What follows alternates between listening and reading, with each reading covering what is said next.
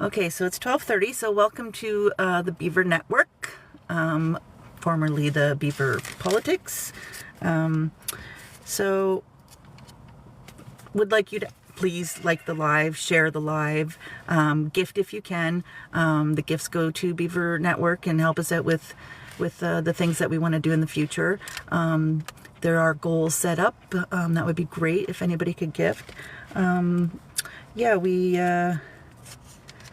We want to let you know that there is a Discord. So if you go into,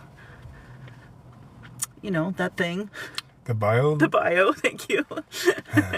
You can find that there. And also we're on YouTube. So if you missed today's show or any other show, you can always go back there and look on YouTube. That all the shows are put up there. And follow. Please follow. We are Zen and Urban, and it's the Undammed. That's what we call ourselves. We talk about the unhoused issues and possible solutions, and we'd like to have guests up and discuss across Canada where we can do some, talking about solutions that maybe we don't know about. I really love hearing from other places, or we do. So if anybody wants to come up, today we're going to talk about a couple of things. I would like to talk about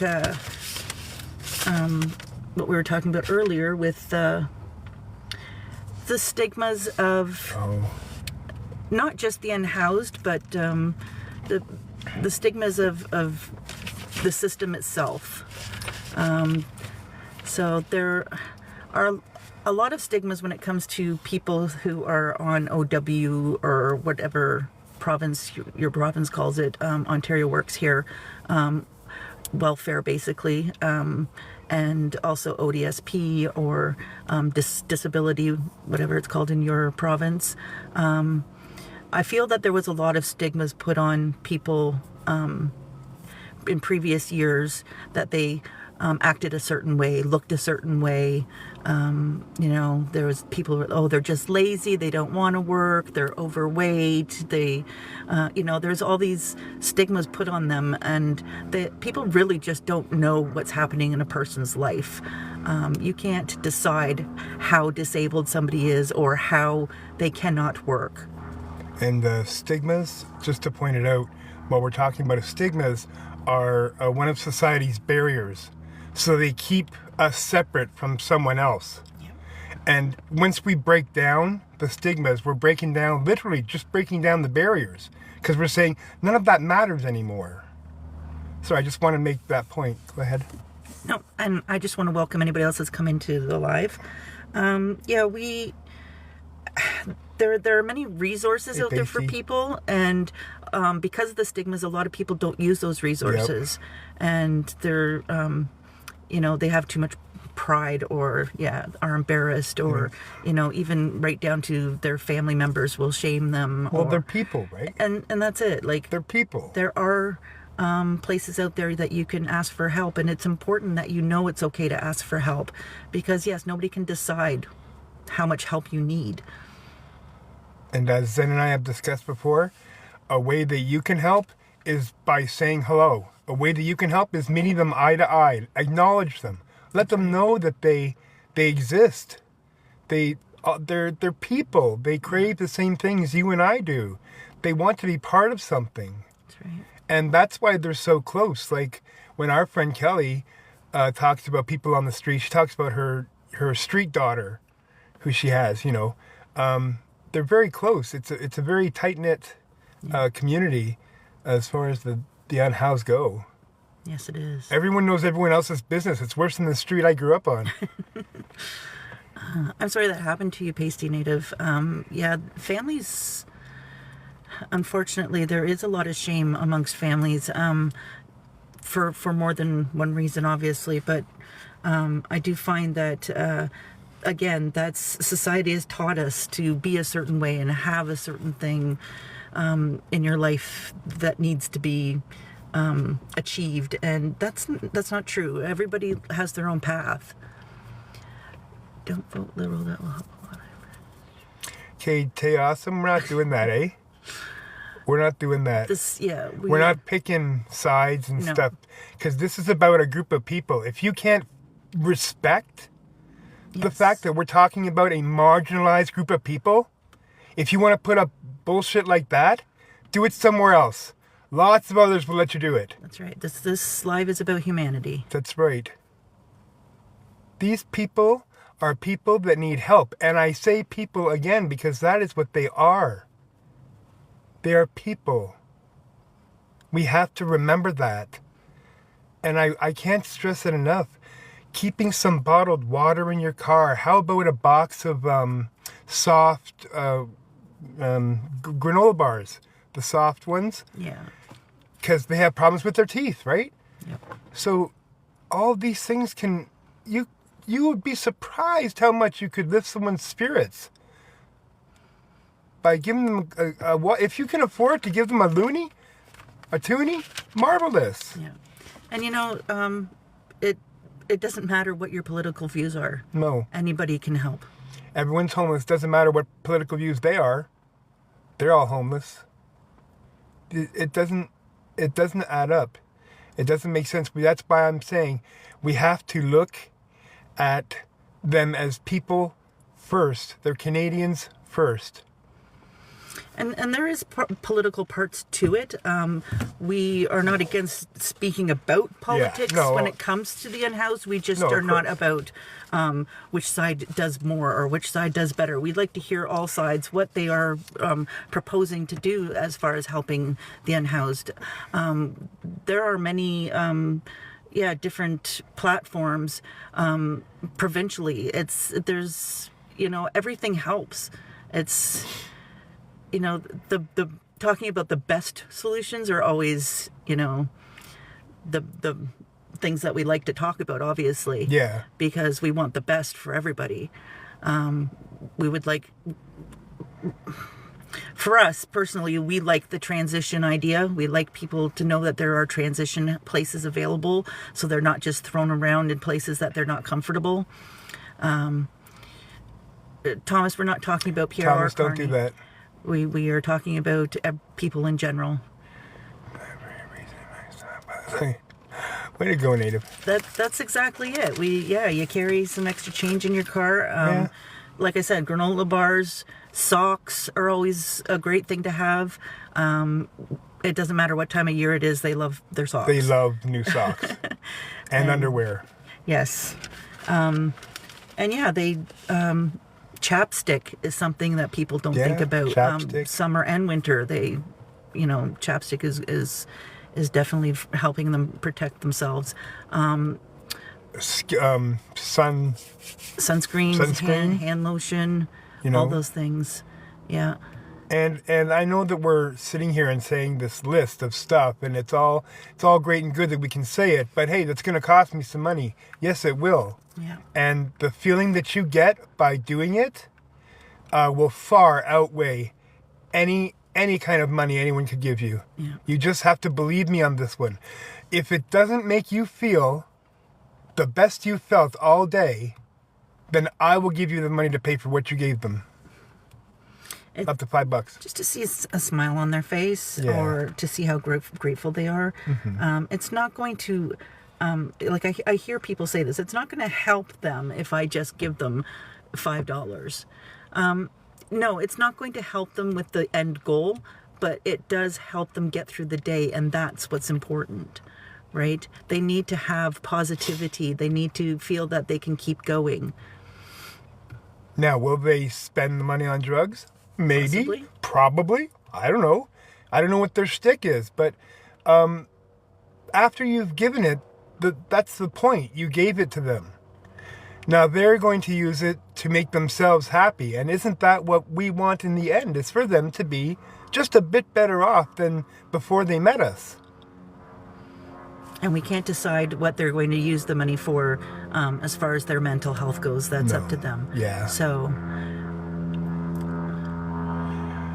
oh my gosh, Pasty Native, they are some of the nicest people. Aren't they? So polite. Nice. They're so polite. Oh my goodness, they're Holy so polite. cow. Yes. It's I tell this story sometimes, but this is the absolute truth. There was an unhoused guy that we knew, Jacob, right? Jacob. Yes. Anyways, we met him somewhere at a store or something, coming out of the store, and he started talking to us. And it was the day that they get their OW, and he threw $5 into the car, and then took off. And to know Jacob, that was his way of saying, like, you've given to me, Yeah. I'm giving back to you. Yeah. If you know Jacob, Yeah. but you have to know Jacob, right? And man, he's Exactly. one of the nicest people I've ever met in my life. One of the nicest people. Totally harmless. Sweetheart. He was a sweetheart. And I just want to, Trash Panda, you're 100% correct on that. And the unhoused will tell you that too. They will say the first thing, like you say, what is the first thing you need? And they're like, I need mental help. I need to go talk to somebody. I need somebody to help me with what I went through, to why I'm here, and that is one of the first things, is the trauma, for sure. There are so many different reasons why people are on the street. And yes, there are a lot of people on the street that are there because of addiction, but mainly it's because there was trauma that led to that addiction. So yes, trauma is definitely the first thing. Yeah, addiction doesn't suddenly appear. Yeah. And so yes, I would argue that the trauma, that's a very good point. Thank you, Thrash Panda. The trauma is probably one of the biggest cues that we have to take. For instance, we've heard stories from people, and they talk about things that I would consider, very traumatic, and they talk about them like they were yesterday's news, and that's not right. They shouldn't be normalized to having horrible things happen to them. Yeah. They're people. But the trauma, yes, the Panda, the trauma is, I know for me, the trauma was the first thing that had to be tended to. Experience. Yeah. If anybody wants to come up, if they want to talk about, what's happening in their area, or if they have a personal story they want to tell, you guys can come up in a box. We have no problem talking to anybody. Just be respectful, please, of the show and others, please, because some of this is difficult to talk about, for sure. And this is about the unhoused. It doesn't matter what political environment they're in. They're still getting screwed over. It doesn't seem to matter. It's one of the problems that we have to fix.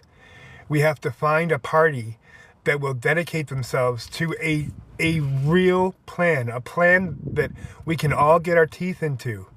Again, such as UBI, something that's been proven to work. When Zen and I were talking about it, I was saying, some people are just going to take the money and do nothing. But a lot of people want to get off the streets and do better. People that want to, I was talking to a guy once who was a carpenter. And, he got involved in some stuff, and he made his life harder, and then he ended up in a shelter. But you know what? He said, I'm a trained carpenter. I can help people. That's what I want to do, like you guys. I want to help. And there are a lot of people that are on the street that say that's what they want to do. When I get off the street, I'm going to go help other people. And who better, That's why I'm constantly saying we have to give the unhoused a chance. We have to give them the same chance that we would like to have. Some of them are there not of their own doing. It had nothing to do with what they wanted. Beastie Native. Hey, Native. And yeah, in response to it's in a lot of cases, it's not what they chose to be. In most cases, nobody chooses to be homeless. No. Exactly.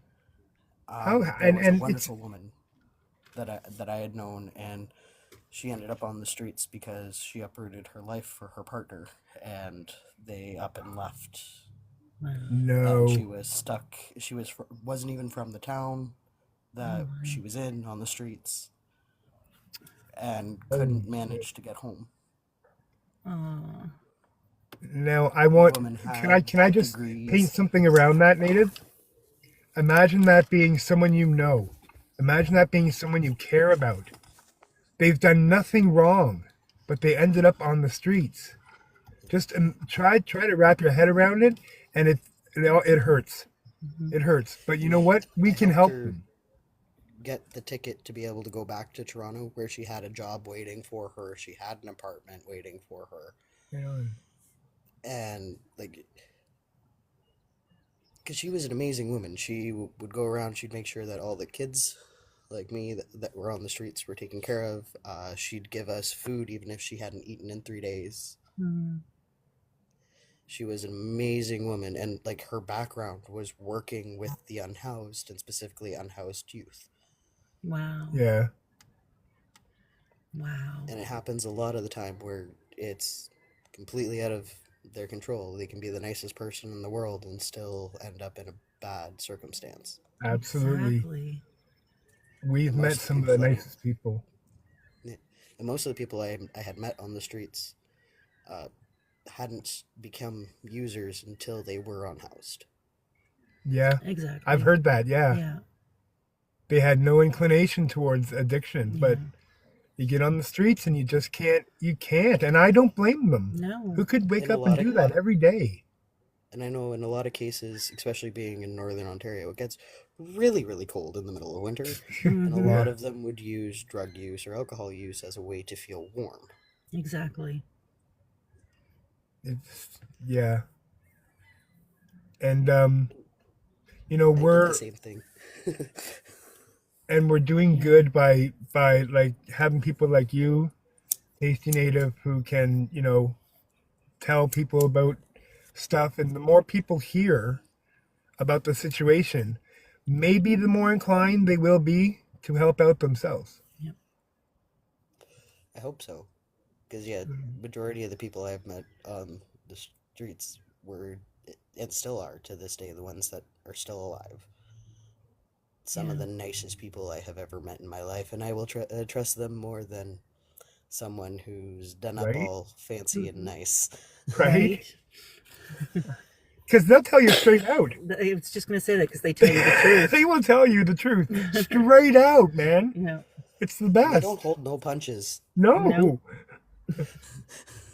They show whatsoever. who they are. They tell you who they are. Yeah. it's like, yeah, this is as good as it gets. Yeah. Mm. And Trash Panda, As did you part want to of chime in? Sure, I'll say a little bit. In my area and in my experience, I've dealt with the vulnerable population for quite a few years. And when I was younger, you know, the area that I live in, it was a smaller population density. Excuse me. And, not experiencing that before and seeing a lot of people addicted and unhoused and passed out in stairwells and unfortunately I was on the side that I had to move them along, and it was never easy because I Right. didn't want to be in that situation, A, because of my safety, and B, because of not knowing the situation that they were coming from. Right. And and a lot of the time, it's sad to say, but a lot of the time it was, at least in my area, First Nations people. And because I'm on Treaty 7 territory, um, there is a lot of reserves outside of my area, and because of what happened with residential school and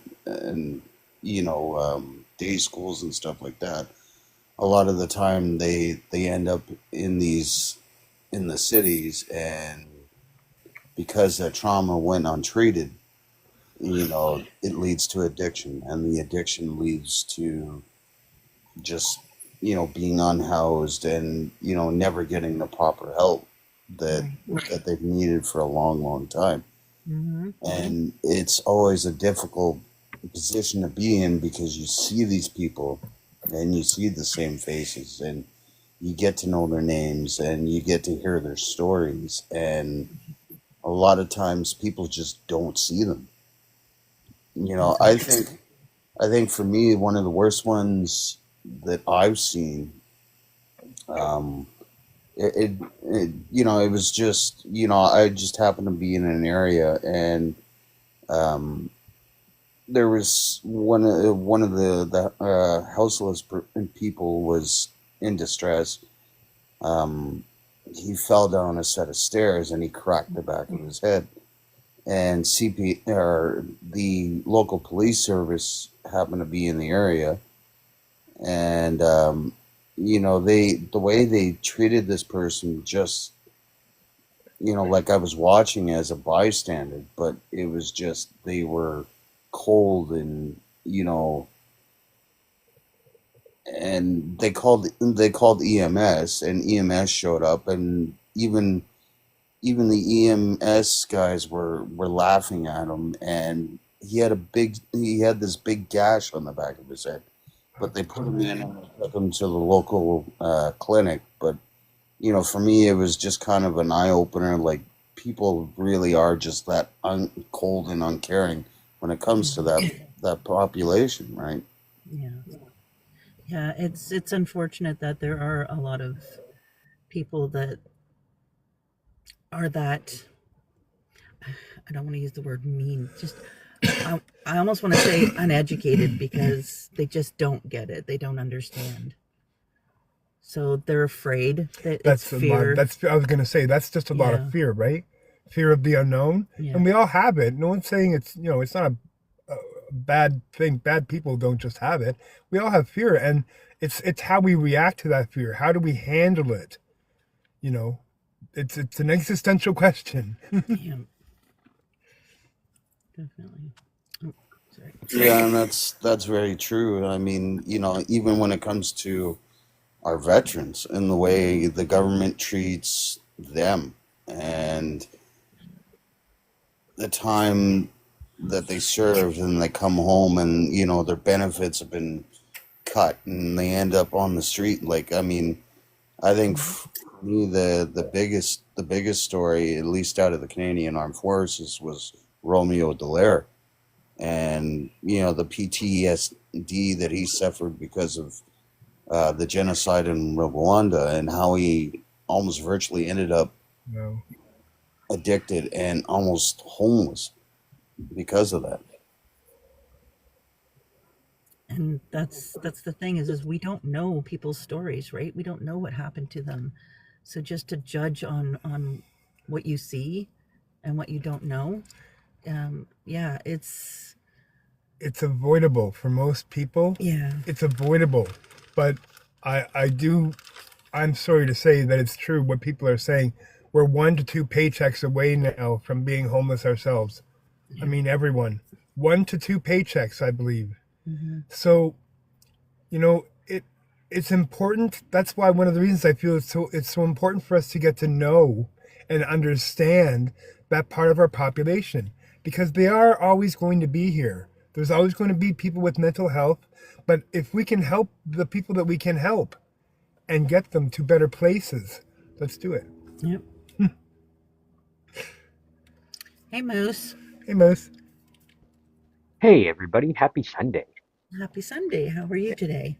Oh, I'm doing fantastic. Good. I just wanted to bring up an example I think is definitely fitting for today.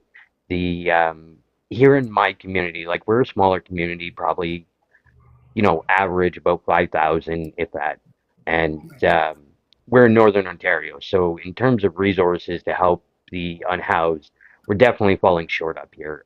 Like said earlier by Paisley Native. Um, and one person in particular that I had interactions with comes to mind. He was a man that during the pandemic, I don't know the full story, but ended up, unfortunately, without a roof over his head, dealing with mental illness, unfortunately. And through having conversations with him, there was, he had gone into drug use, like previously talked about, because of being unhoused. And you could really tell around town he was somebody that would walk around and be in, for lack of better words, delusions, because of the mix of the mental health and the drug addiction. So with that, you could definitely tell he was in distress, and majority of the town would talk about this person in a negative light. But over time, when you paid attention, you could notice that his mannerisms were changing and things seemed to be getting a little better. So I started to reach out when I would see him in public and say, "Hey, man, like, how you doing?" Especially the first fall that came while he was on the streets was during the pandemic, and I just quickly asked him like, "Hey, I don't know what your situation is. If you have somewhere, we're coming into winter. Like, is there anything you need? Is there anything I could do at this point?" Um, and he explained his situation, and after that, we continued to have conversations through passing. He would, once his mental health started to get more under control, he had that shared with me that he had ended up on the proper medications again that he was supposed to be on to help him, and his mind was clearing up that way. He was getting away from the substances that he shouldn't be doing, and really kind of getting himself situated that way. And as I continued to converse with him, you could see the differences where I'd see him earlier in the morning while I was on my walk to work. He'd be, 6 o'clock in the morning in that Max at the time, now Circle K, but in getting his coffee just like I would in the morning, getting ready for his day, gung ho. So it's something that I think the biggest thing, or my biggest point is when it comes to smaller communities, I realize you're going to see more unhoused, more people struggling to survive within the big cities. Um, but a lot of times the smaller communities kind of get bypassed or don't get thought about as often, and we Yeah. don't have the resources to be able to, even at times, give them somewhere to put a roof over their head to sleep at night. Um, so I think that's one thing we need to keep in mind moving forward. And like you guys said, if you can reach out, even a quick conversation, I think really helps Yep. the state of Yep. mind, Yes. whether it is because of mental health or whether it's just you're in a funk of depression because of your situation. It can really Yeah. boost somebody and make their day. Just even saying hi and reaching out, right? Exactly. Absolutely. Exactly. 100%. Yeah. We've seen people um, that like in the same. I'm just going to go back to a town that I used to live in, and we had a homeless guy, and he he was, I don't want to say afraid, but he didn't want to go move in to a shelter or go move in with family. He was a very private person, and he chose to live in a tent. And it was that point where, like, I think community care went to him and said, why are you a private person? What is it? And they started talking to him and finding out different things. And that's one of the things that I always say to Urban is that, when you start to talk to them and you start to hear the different things that they tell you, and you can put A, B, and C together and go, oh, okay, that's why. And then, they're every time we go out now and meet somebody, we start to see like these little patterns in people, and we go, oh, okay, yeah, shame. There was, Yeah. yeah, abuse, obviously. Like Oh, yeah. there's a lot of different reasons, right? But the people that choose to or say they choose to be on the street don't really choose. It's That's what they think they have as far as choices Yeah, and to until your you point, I start. think. Yeah, Sorry, just to your point, I think it's a way of in their mind going with the survival mode that people end up in, right? Like whether exactly. you're unhoused or like I said earlier, if you're a paycheck or two away from ending up in that position or very close to, you're in survival mode. So the best way for Mhm. your mind to handle it is this is my choice. I can handle this because I've chosen to keep doing this for now and gung ho. Now, Um, sorry. no, go ahead. Having said that, we have a friend, unhoused, and her mother and father would donate to our cause, like give us donations, and all they would say is, if you see her, then could you tell her blah blah blah, right? And everywhere we went, we would ask, "Have you seen?" Her name is escaping me right now. It doesn't That's matter. horrible. But everywhere we went, we would say, "Have you seen so and so?" So she had the choice to go home, but her mental illness said, no, I've got different plans for you. That's why we've got to take care of the mental illness. Everything else will take care of itself.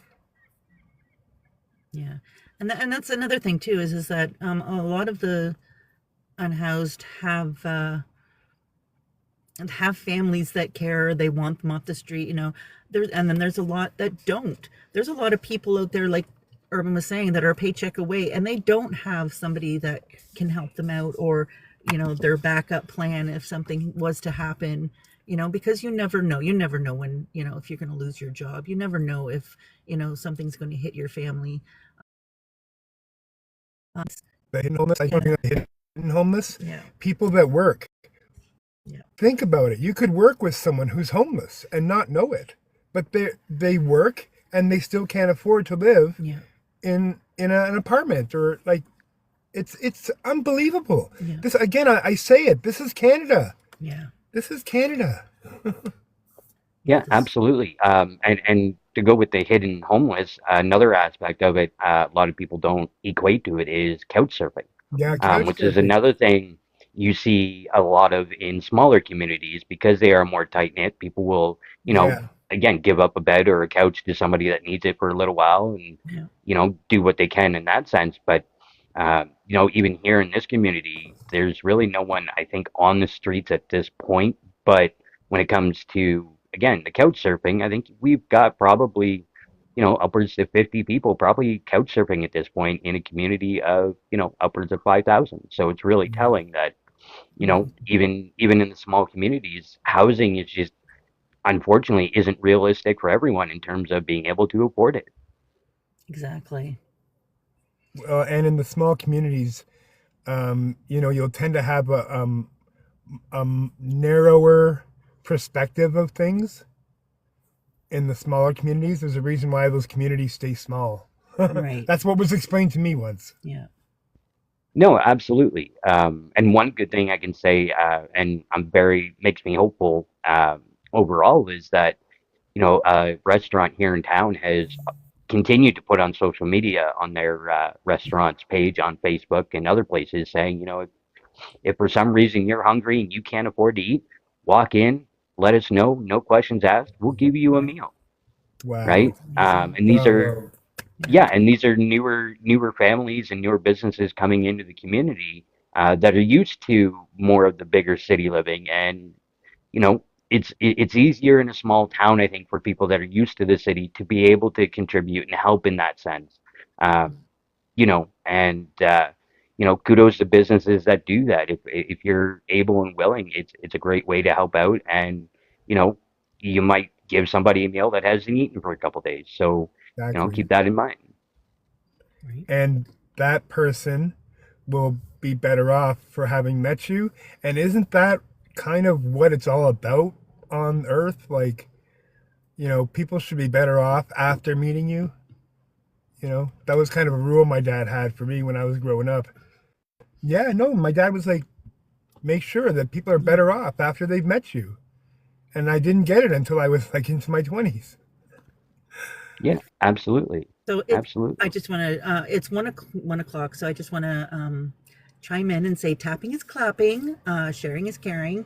And if you'd like to give a gift, it goes towards Beaver Network, helps us promote, etc.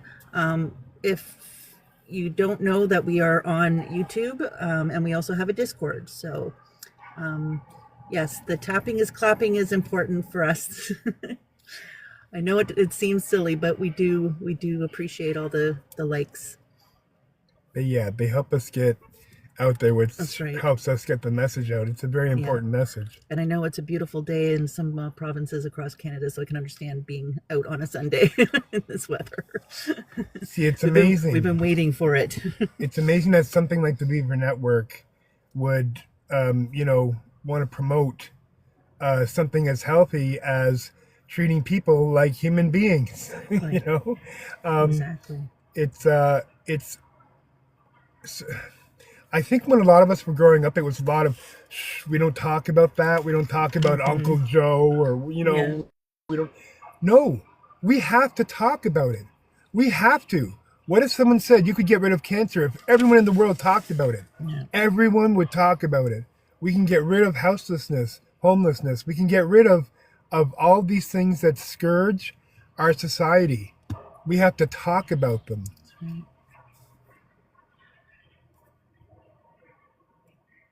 I'm all for talking about it. Absolutely, guys. If anybody out there has any questions, you're more than welcome to put something in the comments. We do suggest to people, if they do want to help, to carry soft granola bars and water bottles in their car. Bananas are great. Bananas actually, the greener they are, believe it or not, help the in-house sleep better. And things such as socks, Narcan kits you can get free at your drugstore. In most cases, they will teach you how to use a Narcan kit. You can also Google how to use a Narcan kit.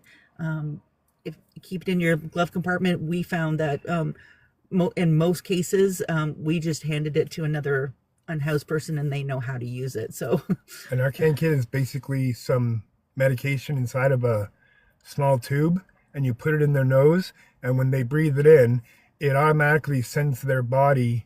It blocks all of the heroin and whatever they've been taking.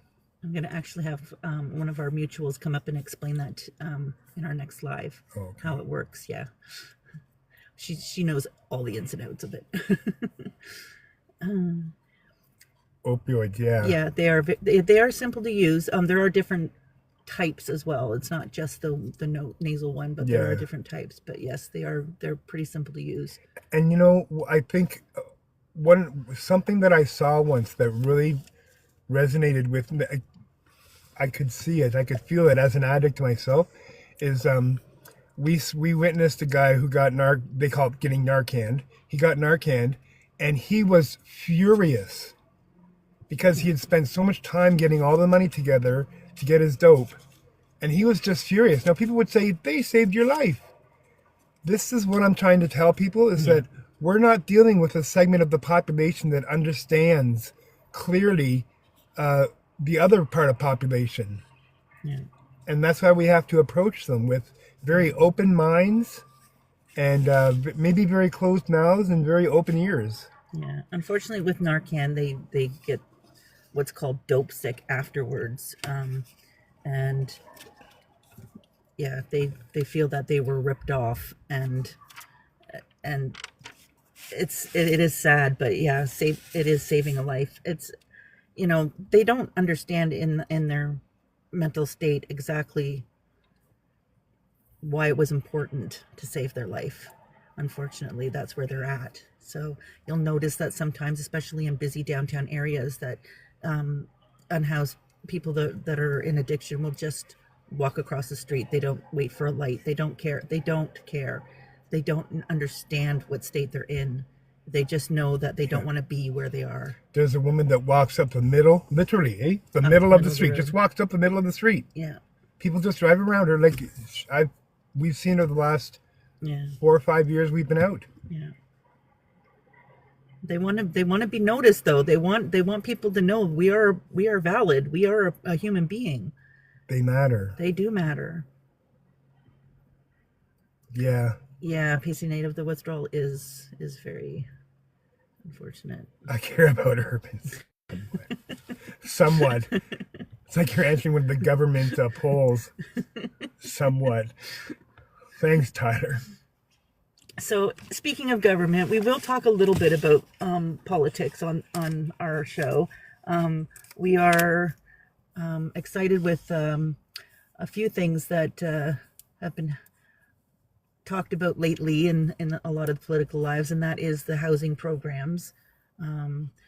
The Carney is discussing about the bringing back the wartime housing, and it's basically a catalog that you choose a prefab home, which prefab homes are great. I know a lot of people put them down because they think they're made, you know, Shabbily. yeah, but they are built very well, and they're also very good for the environment. There's less waste. There's, I think probably about 10 years ago, my neighbor had a prefab home built beside us, and watching it was incredible, just in how fast it went up. And I went in and I was like, it was the most beautiful home. I was like jealous that like it was gorgeous. And yeah, they have all these different layers to the insulation. They were explaining it to me. I didn't understand any of it, but I was just like, wow, this is pretty amazing. But the fact that, yeah, it took like no time to put it up, and no waste, no what do you call that, like waste of products. I guess products is the right word. But Yeah, and that's a lot of what we see from after World War II as well, is right, pre-designed or prefab houses that went up because the population, especially, soldiers coming back, didn't right, want to go back home, so to speak. So they shifted around the country and moved where they want to be. My area, again, I'll use an example, as prime example. We have a now shut down paper mill, but back during World War II, it was used as a POW camp. Um, and a lot of the POWs were given the option as to go back to Germany, or they wanted to stay, work the mill, and become a part of the community here. They were allowed to. So, wow, um, they took that in consideration. And there's a lot of prefab houses that were built in the community. And over time, you can see they've been changed as people kind of customize and make it their own. But overall, the layout and the shape and everything else, I mean, you probably got a couple hundred people with the exact same house initially in town. So it's not unheard of to see governments around the world use this sort of tactic, whether it's wartime or wartime efforts like we're seeing with the housing crisis right now.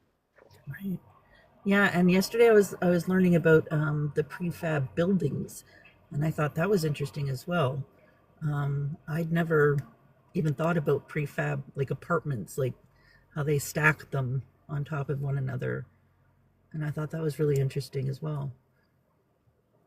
We're getting better at finding, you know, better ways to do things. Um, it seems though that now we have to wait for the price to come down, Right. which really, it's the part of capitalism that I hate. Well, I hate capitalism, but I think we all but do at this point in some way, shape, or form, right? Right. but Uh, it's so true. You know, they're Yeah. gonna have to wait. Well, and yeah, and of course we have, like, yeah, people, a lot of these corporations that are holding land, right? Land that we could be using, which is absolutely. And yeah, to tie into that as well, I mean, look at tiny homes when they became kind of a more alternative idea for people that the normal house would be out of reach in their future. So they turned to tiny homes. And to your point, when it comes to capitalism, look what happened, right? It became a craze, and next thing you know, the capitalist system took hold, and now a tiny home, you might as well try and find something on the market for cheap for a normal home because it's the same damn price at this point. Yeah. right, Um, and yeah, I mean, I honestly think that we need to start thinking more so in terms of bringing things down. I believe in the 70s, there was actually a bit of a movement towards kind of, bringing down the luxury aspect of living at home, and they started to do more smaller, compact houses, but it didn't catch on for the time period, right? So, right, um, there's plenty of times throughout history where we've seen this, and it's doable and viable. We just have to break through, like Urban said, the capitalist system, and try to make it so it profit isn't the priority at this point. right, exactly. And I just wanted to say to K Kurt, thank you for the numbers. I can't verify them right now, But thank you, appreciate that. Yeah, there's. I'm not sure what you meant by the last 10 years. Like, yes, our unhoused has been growing. The number one factor is mental health. It has nothing to do with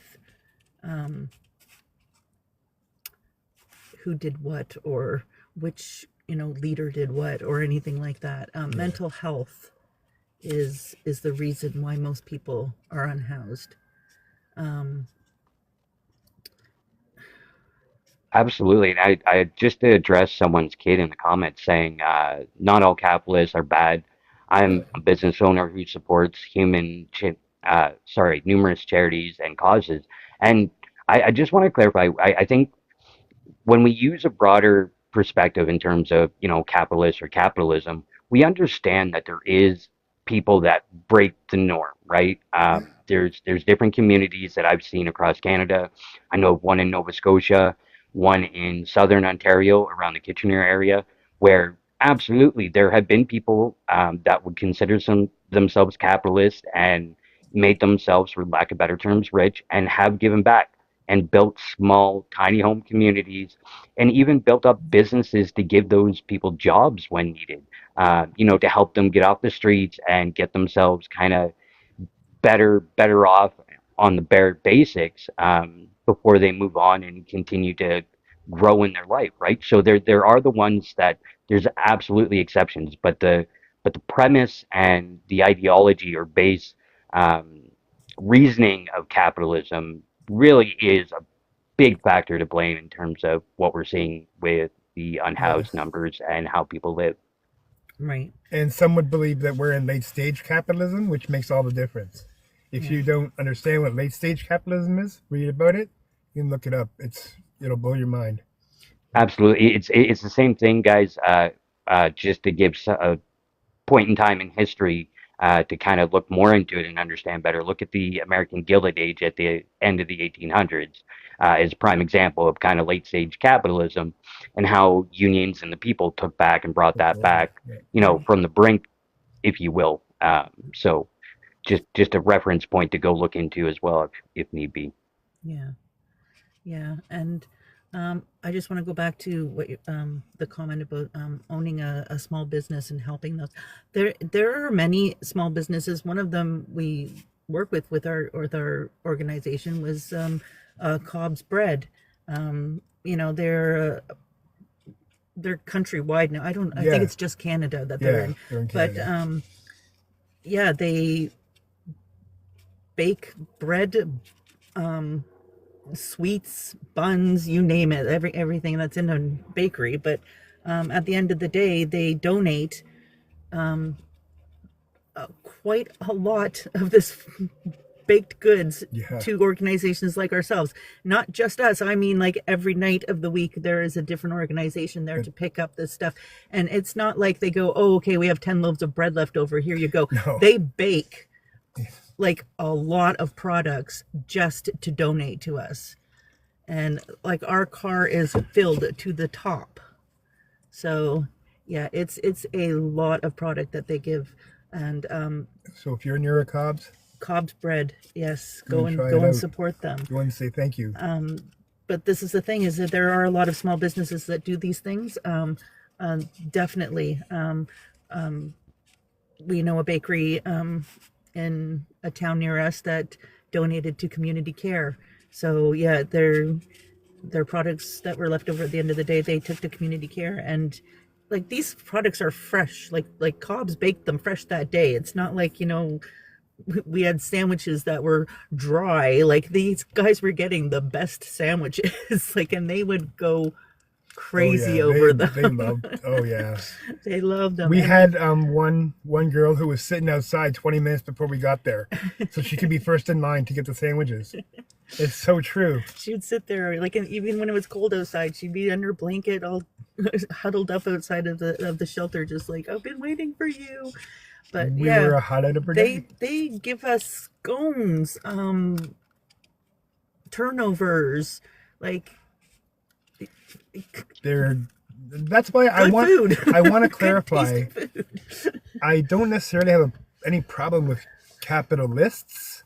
Yeah. I have a problem with the capitalist system. Yes.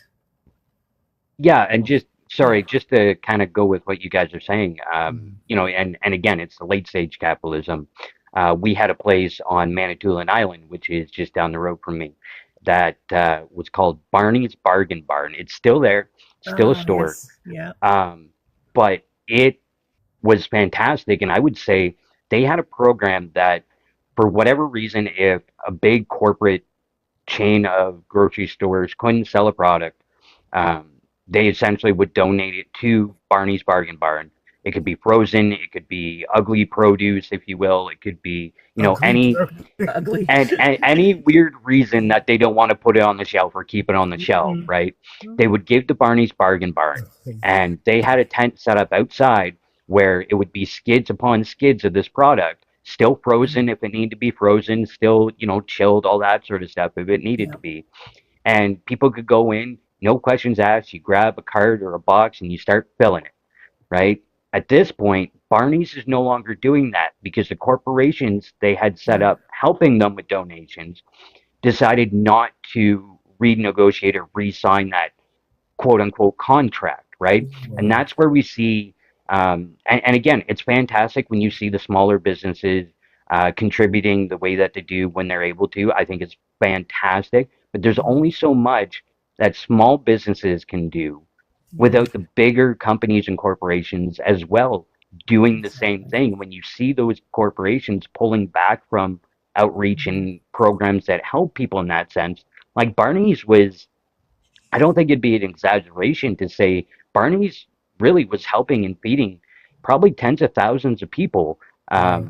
because, you know, people would drive from, you know, say 2, 3 hours away, make a day trip of it, Wow. go do Yeah. that and come back, right? And they'd set Incredible. up for, you know, back to school supplies at times on fairgrounds in the area where people Yeah. could drive through and literally, if you needed stuff for your kids for school, it was there. You could go, you know, no questions asked, and you know, you had a form of dignity because there was no questions asked, and you saw other people in the community having the same Exactly. struggles in that line, right? So Yeah. nobody cared if you were there, and there was no shaming. But now, like I said, because corporations are looking at their bottom dollar, saying, "Well, we're giving away for free. This isn't right. We're not going to do this anymore." Well, the important thing is, Moose, he set an example.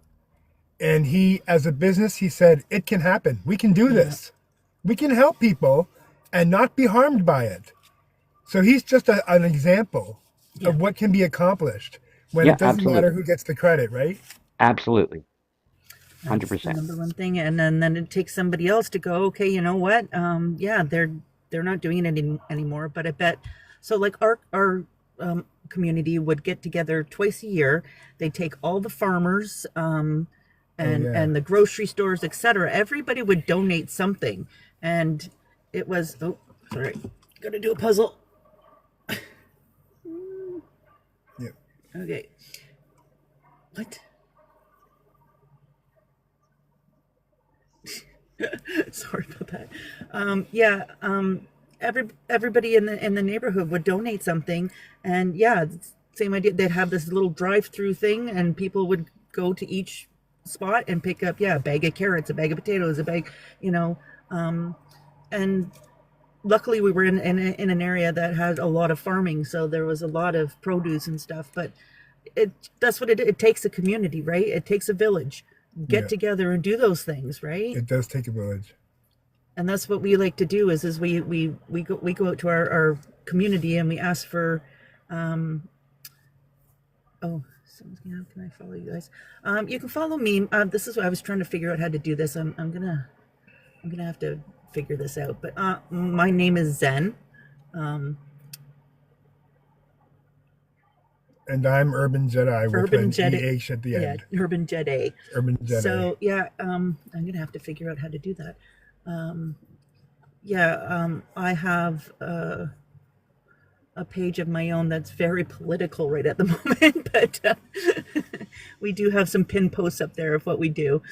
And thank you for that. I would like to see A lot of people follow, not because I like the sound of my own voice, I do, but there's there's something that society is trying to tell us. And if we Yeah. listen and we look, we'll be able to identify it.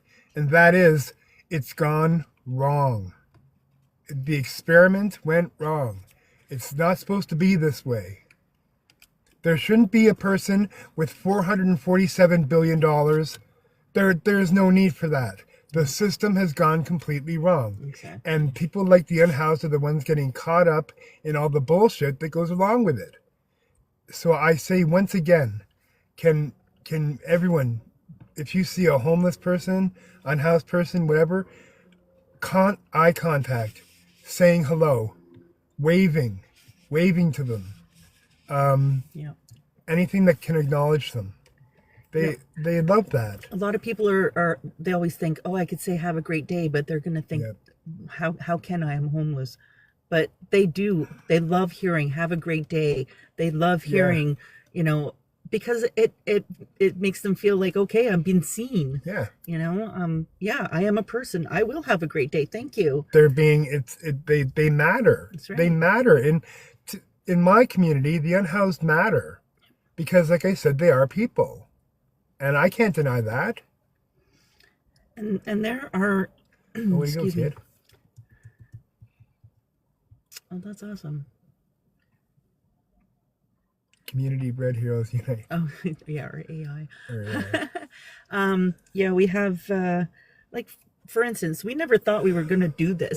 It kind of like we knew we wanted to both help in some way, but we never knew that this was what was going to happen. No. We just one day went out and started handing out food that we had extra in our cupboard. Went to the dollar store and bought some sweets and some can openers and and just went and handed out this food. And then it turned into, okay, what else can we do? Well, we can start collecting coats and blankets and things like that. So we had an entire basement full within I don't know how long. Like it was just our community came together and they're Yeah. like people want to do these things, but yeah, they don't know how or they don't have the time to go out and do, we had it. We had the time, we had the know-how. We said, okay, this is what we're going to do. So yeah, it just kind of happened. And then as soon as we got Cobbs involved and There was another place that we went to, and they gave us 4 huge boxes of underwear, oh yes, and that just made the unhoused day. brand New new underwear, They man. were It's still in the so package. happy. Yeah, we've worked with Habitat for Humanity when they've had a lot. They get a lot of donations from companies that they cannot sell in their store, so they would call us up and they would be like, "Yeah, we just got a whole whack of blah blah blah, and we can't sell it in our store." So I'm like, "Okay, fill the car up," you know.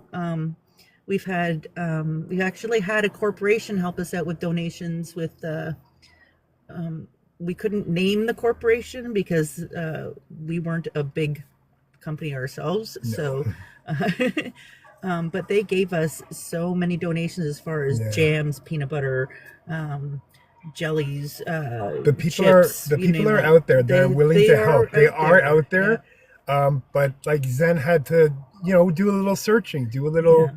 work. Unfortunately, we lost that donation, and Yeah. it wasn't because they didn't want to. It was because we only had our car, and they had to do things in a certain amount. So Like by skin. by skids, we're like, if we had a truck, maybe. But yeah, they were more with dealing with transport trucks. So unfortunately, we lost that donation. But The important thing is maybe we're not helping people with their product, yeah, but someone with a bigger van or truck is. exactly. And that's the point. And way to go. Yeah.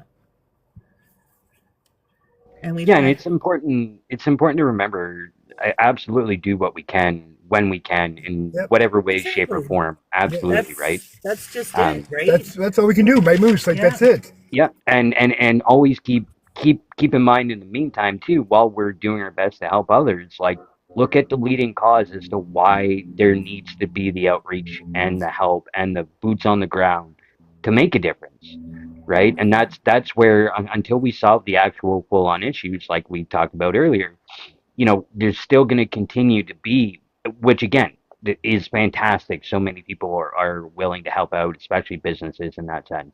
But until we actually solve the issues and get down to why we are where we are in society, that this has to be the case, it's Mm, still going to continue just to be an issue and exacerbate like it has in the last couple of years, right? So yeah, Something's gone wrong yeah, in the system. We yeah, yeah, just got to find a way absolutely. to fix it. yeah. Well, unfortunately, there are a lot of companies that did help out in certain ways, but when they realized they could make money doing it a different way, that's what they did. So, which is sad, but yeah, that's one of the ways. But I do find that, like, when you do figure out the things that you can do, it's interesting how that domino effect starts to happen. You start collecting blankets, Oh yeah. and then all of a sudden you meet somebody that collects socks, and then you meet somebody that and it's just it starts to this domino effect of And you can like meeting trade and all these people, and yes, finding out where they go for this and what did they do for that. And it's an amazing feeling to know that there are people that are like-minded out there that want to help, and it's like, oh my gosh, I didn't and know this was here, and I didn't know that. we had a lady that would donate food to us from what was it called, flash food. Flash food, yeah. She would get it like if flash food is something you get at Zares or something, and it's like the last day that the produce is good. Yeah. They call it flash food, and it'll go for like 20 cents on the dollar or 10 cents on the dollar. And so yeah, we had a lot of people. Yeah, she would go shopping. She would go shopping. Take it home, call us, and say, "Come pick up this food." So she would spend her own money on all of these items, and we'd get there and fill our car with all this food. Now we also had the free fridges up at the time too, so we would go and stock the free fridges, and Yeah. people could just go and help themselves. Oh, one time we got a huge amount of milk in the bags. No, that was so chocolate milk. exciting. Chocolate milk. That was so exciting. We're in the Niagara region, kid. Yeah, we're in St. Catharines, but we do a lot of Niagara region. Sometimes we go into Hamilton as well. And like I said, the most important Ontario. part for me is it doesn't matter who gets the credit. As long as someone's being helped out, it shouldn't matter who gets the credit. Exactly. Absolutely, and that's something I'll say. As much as I hate to say that social media is good at times, which it Right? absolutely is. One thing I will point out, again, from local area, and I'm sure a lot of communities have the same sort of thing set up. We have something called the Angels here in town that they do, they do a lot throughout the whole year. But a lot of the focus, I think they focus on more is during Christmas time, where they take cash donations or they take Yeah. toy donations, and it's all, they take in the donations and they give out the donations where needed with no, no names, no like, okay, well, this Yeah, person did this or this person needs this. It's we have people in need, Yeah. that's all you need to know. exactly. So definitely use I think social media in a way that if you're able and willing to either participate or help donate, go look on Facebook for your local communities. I'm sure you'll find some sort Exactly. of group that's set Yes. up and ready and willing to help you out with that stuff. Exactly. Yeah, social media is we've had our times. We've had people come after us because we were, downtown and had our cameras on, and we we we do not like to show the faces. We like to keep them private, but if they are okay with it, we will. They will ask. Some of them will even ask if they can talk on camera. Yeah. So yeah, we try to be as careful as possible, but we've had people come on and hate us. We've had people come on and say that we, give out gross food, and like Oh yeah. there's always those people that are around, but Doesn't matter. no, it doesn't matter. And yeah, we love what we do. And that's always been our motto. We love what we do. We just wish it wasn't necessary. I wish it wasn't necessary.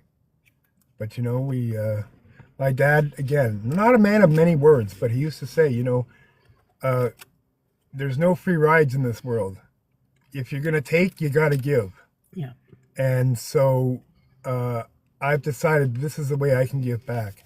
Yeah. And like I said, anyone here can do it with a nod, a hello, Yeah. a wave, or a bottle of water. Yeah. And we don't, you know, judge people as to what or how they're helping. You know, they're, like I said, some people will give a bottle of water, some people will, you know, donate $100. Yep. It doesn't, it's whatever you can do. It makes something happen on that side, and makes something happen on your side. You feel good. They might decide, you know, that's the day where they're you know what, I need to do something different. We've always gone with the fact that, like, when we make our lunches, that there is a healthy balance to the lunch. Yeah. There's also a sweet. We want them to know that, yes, they can have candy too, they can have treats too, but healthy is important to us. Like, having fruits and vegetables is important, because when the body's feeling good, the mind's feeling good. So that might be that day where they're feeling a little bit healthier, and they might, you know, decide to go into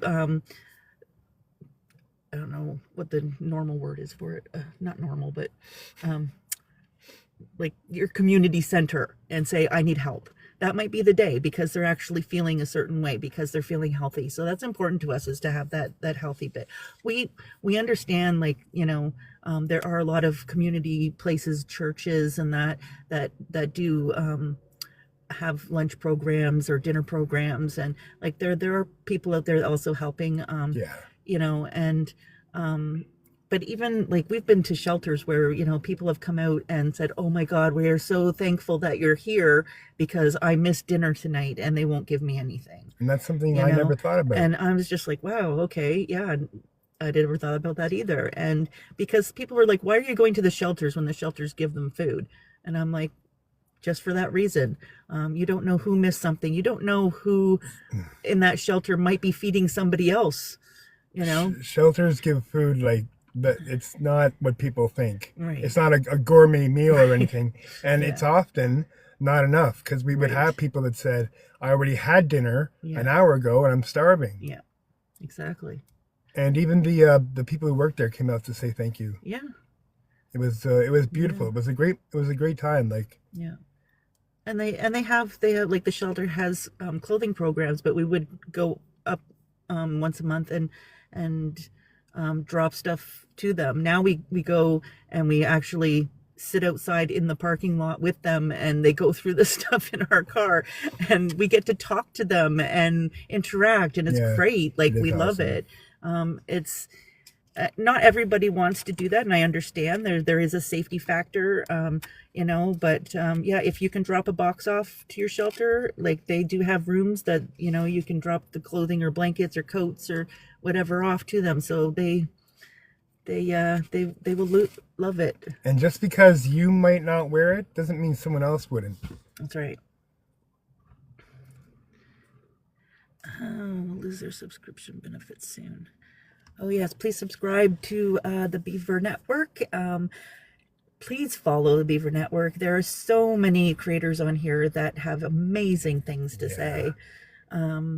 It's a huge learning experience being part of this group. So we are going to end the show though, because we do have to go out and do our thing. But maybe next week or the following week we'll take you guys with us, and Yeah. you know, I think we will. do have to set it up a little bit, just because there Yeah. are places that people don't want to be seen, and etc. So but yeah, maybe we'll do that. Yeah, thank you, Moose, for coming up. Thanks, Moose. And please, everybody, Thank you, follow Kit. Moose and follow the Pasty Native. They're also on the Beaver Network as well. They have great shows as well. Tonight, I believe, is Happy. Happy will be live tonight. Yeah. So yeah, please come back and join us. Hopefully, you know, you're out in the sunshine if you're not here. So have a great Have rest a of the marvelous weekend. day. Yeah. And yeah, make sure you watch Happy tonight. Take care, everyone. Thanks, Moose. Thanks, Moose. See you later, guys.